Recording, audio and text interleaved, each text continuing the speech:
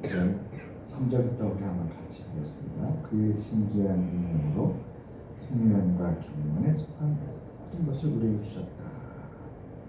그리스도로 말미암아 하나님의 이러한 능력을 우리에게 베풀어 주시다는 것이지요. 어떻게 이러한 능력이 우리한테 있게 되는가?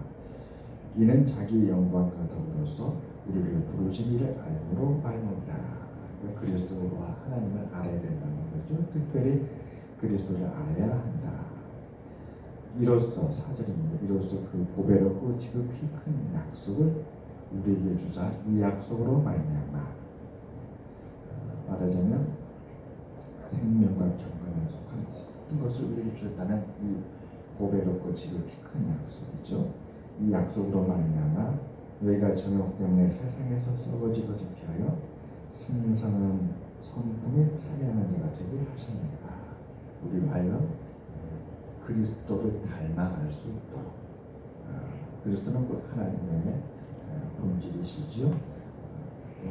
하나님과 그리스도는 하나인 분이십니다. 다시 말하면 우리로 하여금 하나님을 닮게 하려 한다라는 것입니다.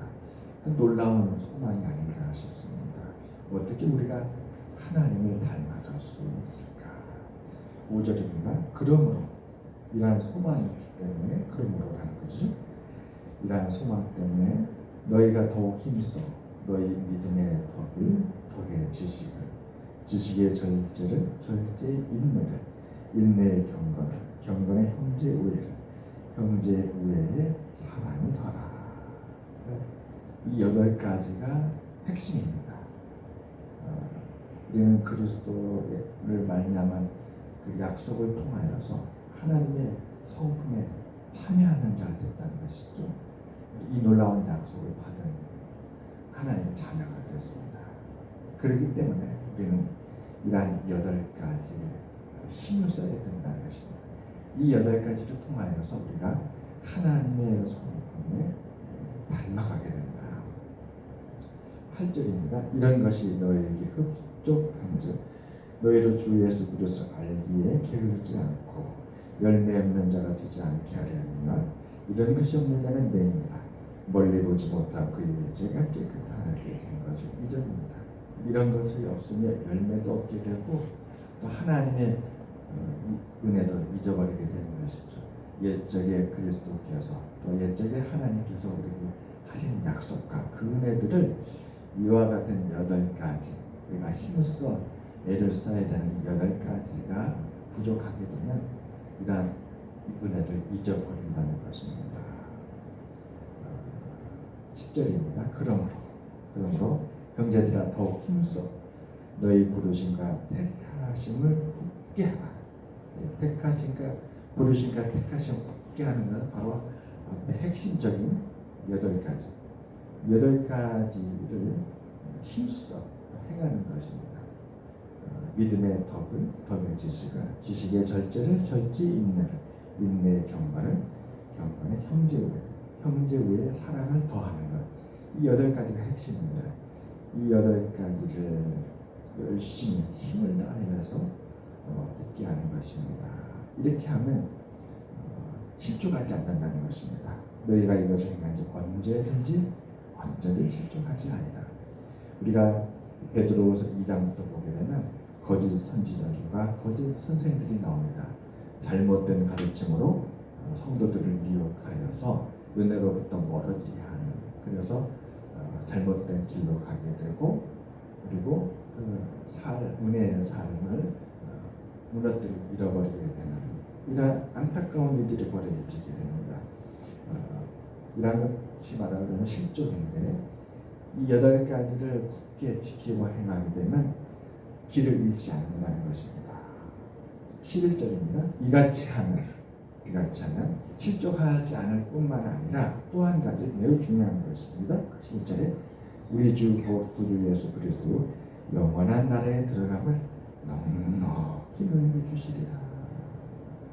하나님께서 우리에게 크신 은혜로 약속하신 것을 허락하여 주시는데 우리가 하나님의 나라, 그 영원한 나라에 겨우겨우 들어가는 것이 아니라 주께 영광을 돌리며 넉넉하게 거룩하게 주시는 하나님의 그 크신 은혜 가운데 들어간다. 여기에는 우리가 많은 열매 맺는 것도 포함되어 있을 것입니다.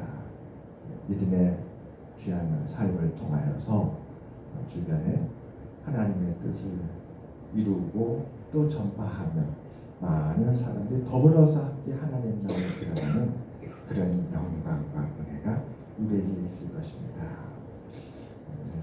그래서 오늘 이 베드로후서 1장 3절부터 11절에 이러한 하나님의 뜻을 우리들에게 베드로 사도가 다시금 상기시켜 주시면서 바로 8가지의 강조를 주고 있습니다. 때로는 믿음에 너무나 많은 강조를 듣도록 하겠습니다. 믿음은 우리에게 희망을 주시오. 두려워서 포기했던 것들을 다시 할 수 있겠다는 그런 소망을 줍니다. 그러나 이 믿음은 시작입니다. 놀랍게도 8가지 중에 믿음은 그 시작입니다. 사실 우리는 삶에 있어서 가장 관심 있게 보고 우리가 귀를 기울이는 것은 믿음입니다. 실패한 것에도 믿음이 필요하고, 낙심에도 믿음이 필요하고, 새 일을 하는데도 믿음이 필요하고, 우리가 바라는 것을 이루는 것에도 믿음이 필요하고, 앞을 향하여 나가는 것에도 믿음이 필요합니다. 그런데 믿음은 놀랍게도 그 첫 번째라는 것입니다. 그 믿음의 덕을 꼭 공급하라. 덕이라는 것은 주변 사람들을 돌아보고 그들에게 은혜를 끼치는 것이지요. 그리고 그 덕의 지식은 예수 그리스도 그분이 누구신가에 대한 정확한 지식일 것입니다. 우리가 길을 잃어버리는 가장 큰 이유 중에 하나는 예수 그리스도에 대해서 잘못 이해할 때가 있습니다. 오늘날도 이단들이 많이 행행하는데 가끔 그런 얘기 우리가 들었잖아요. 이단이 사람들을 미혹하는데 가장 많이 쓰는 방법 중에 하나가 비유풀이라고 하잖아요. 비유풀이. 그리고 종말론입니다. 그러니까 비유풀이나 종말론에 휘둘려서 미혹되지 않으려면 하나님의 말씀에 대한 정확한 지식이 필요하죠. 주의 말씀을 인용해서 사람들을 미혹해가지고 거짓된 해석으로 이단들은 포석을 합니다. 이러한 이단들의 포석을 물리치고 빠지지 않으려면 주의 말씀의 해석에 대해서 정확한 지식을 가져야 될 것입니다.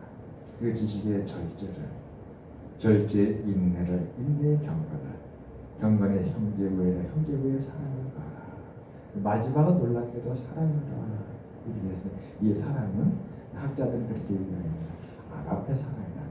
인간적인 에로스 사랑이 아니라 하나님의 사랑이다. 이제 우리가 오늘 요한일서 들어갔죠. 성경 빌레기. 요한일서 보면 귀한 말씀, 귀한 주제 중에 하나가 하나님의 사랑입니다. 요한일서, 요한일서, 요한삼서, 요한서의 내용 중에 가장 큰 핵심 중에 하나가 하나님의 사랑입니다. 이 복음서를 보게 되면 예수님의 사랑을 가장 많이 받은 제자 중에 한 사람이 요한입니다.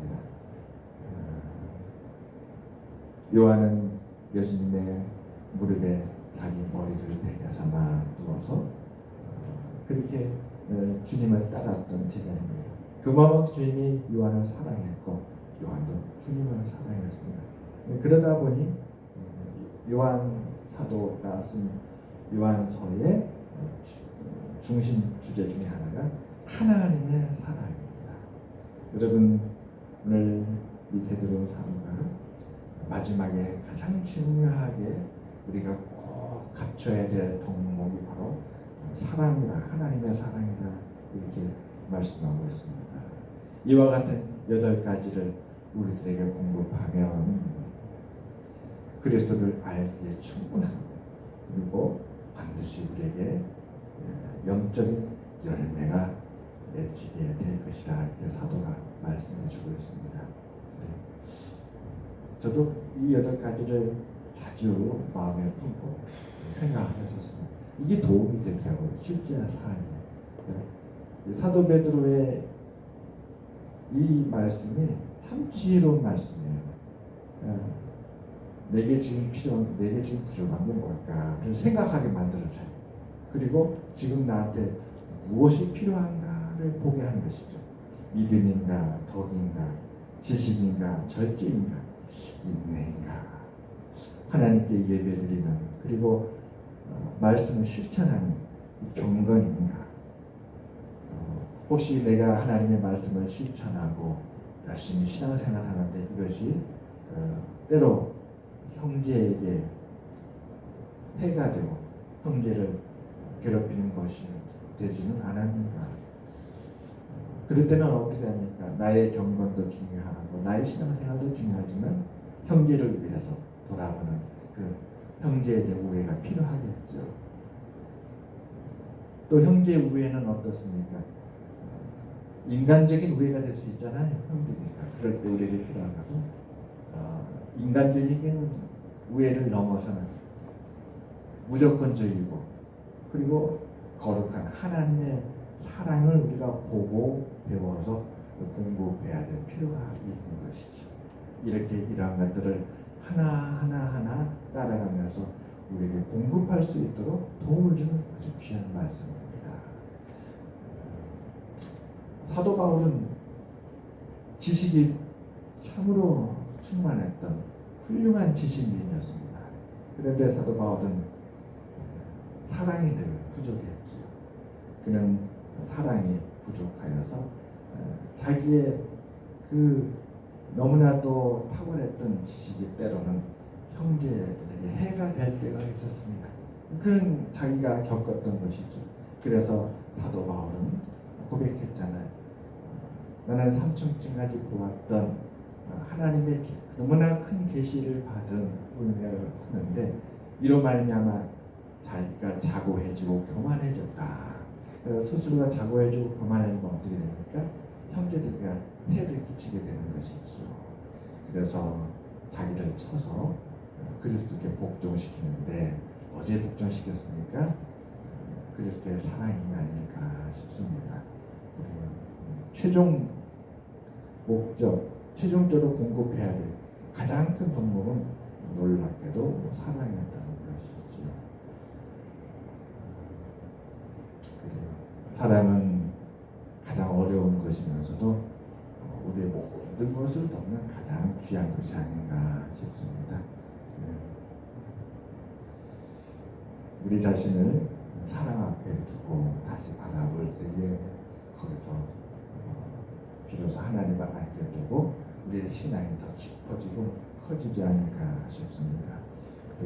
오늘 베드로 사도는 이와 같은 것을 힘써서 이런 것을 통하여서 우리의 부르심과 택하심을 주게 된다. 우리가 하나님의 자녀로 우리 의가 아니라 우리의 수고와 노력이 아니라 은혜로 택함 받았다는 것이죠. 하나님 우리를 부르시고 우리 그리스도 안에 택하였고 그 목적은 그리스도를 닮아가게 하고 그러므로 많은 의의 열매를 맺어서 하나님 나라에 들어갈 때에 참으로 하나님께 영광을 돌리면서 넉넉하게 들어가도록 하나님께서 뜻하셨다. 이것이 이루어진다는 것이죠. 이러한 것을 향해서 우리가 한 걸음 한 걸음 더 나가게 될 줄 믿습니다. 오늘 이 귀한 말씀을 주신 하나님께 다시 한번 감사와 영광을 돌립니다. 날이 무덥고 신앙생활하기 힘듭니다. 예보해 보니까 지금 보통 때는 열대야가 10일이면 되는데 지금 벌써 20일째가 되고 있잖아요. 앞으로 8월 말까지 한 20일 정도 더 열대야가 지속된다고 합니다. 무더위가 거의 한 달가량 되지요. 지난 7월 25일경쯤에 장마가 끝났는데 8월 25일, 8월 31일까지 열대야가 지속된다니 얼마나 힘든지 모릅니다. 우리에게 정말로 절제와 인내가 필요하다고 봅니다. 이 무더위를 통해서 우리도 절제하고 인내하고 이때가 지나고 나면 이제 9월달 선선한 가을이 올 것입니다. 그래요. 믿음의 덕의 지식의 절제를, 절제의 인내를, 인내의 경건의 형제를 사랑하자는 우리 안산 강성교회와 우리 모든 성도님들의 삶이 되시기를 주님의 이름으로 축원합니다. 기도하겠습니다.